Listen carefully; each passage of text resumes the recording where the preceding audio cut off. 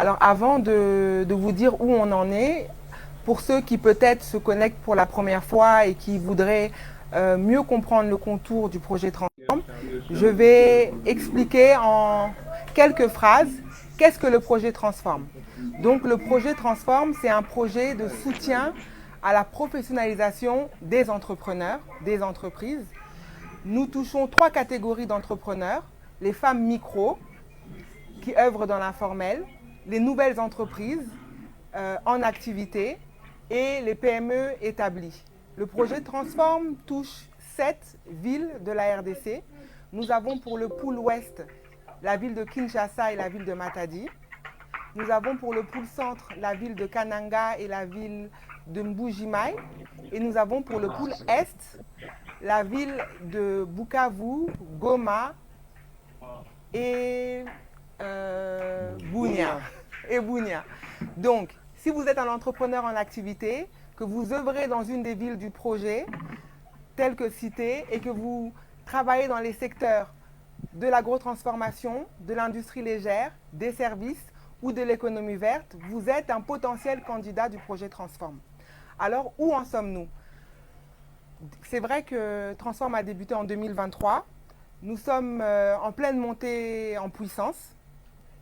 Sur les 3 catégories qui représentent le soutien aux entrepreneurs congolais, nous avons d'abord lancé début 2024 l'identification des potentiels candidates micro-entrepreneurs, femmes micro-entrepreneurs, sur les 7 villes. Nous avons eu un target qui était fixé à 50 000 femmes, mais on a eu un engouement de plus de 200%. On a eu plus de 110 000 candidatures sur les 7 villes. Nous sommes en train de nettoyer la base de données. Et comme promis aux structures d'encadrement qui ont accompagné ce processus, nous allons finir de faire le nettoyage de base et lancer le reste d'identification des femmes micro-entrepreneurs pour les structures non visitées d'ici le 4e trimestre de 2024. Nous avons lancé la mission de formation, d'identification des formateurs qui vont accompagner le processus de professionnalisation des femmes et des micro-entrepreneurs. Comme vous le savez, nous avons lancé sur notre plateforme l'identification de ces nouveaux formateurs. Nous avons reçu, et on vous en remercie, plus de 5000 candidatures qui ont été transmis au cabinet en charge de cette mission. Nous sommes en train d'affiner les listes et nous espérons que d'ici la fin du mois de septembre, nous puissions publier la liste des candidats retenus.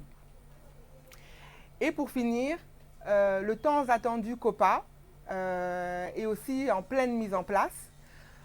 Vous aurez toutes les informations via le consortium qui est mandaté pour mettre en place cette activité, pour mettre en œuvre cette activité dans ce live.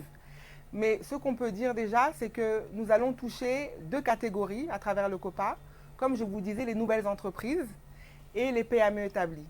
Je tiens aussi à vous dire que le projet Transform est à l'écoute de toutes vos suggestions et n'hésitez pas à continuer à interagir avec nous sur nos différentes plateformes, sur le processus, sur tous les processus qui sont en cours.